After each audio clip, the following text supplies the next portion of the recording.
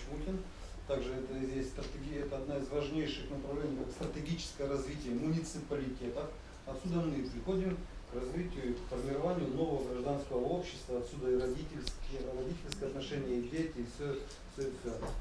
Конечно, провисает эта информированность населения. Вот здесь нам надо совместно с вами все-таки поработать в этом направлении, концептуально, значит, предложить в общественной приемной выйти предложение совместно с Леной и также с Галиной Юрьевной, социальная политика. Ведь даже наш форум так плохо освещен. Я каждый день ничего нет.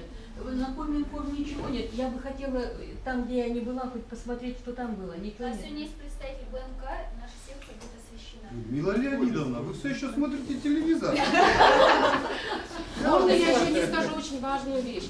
Да, помещения предлагаются. Мы обращались, наш благотворительный фонд обратился в Министерство имущественных отношений.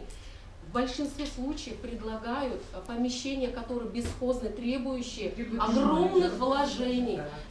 Да, этих денег у некоммерческих организаций нет. И поэтому сегодня в таком застойном состоянии развития некоммерческого сектора очень хотелось бы, чтобы мы нашли понимание, и это начало развиваться на благо, на общее дело. Большое спасибо, Андрей Михайлович.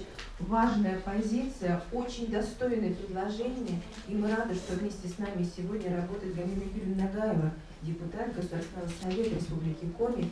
Галина Юрьевна, вам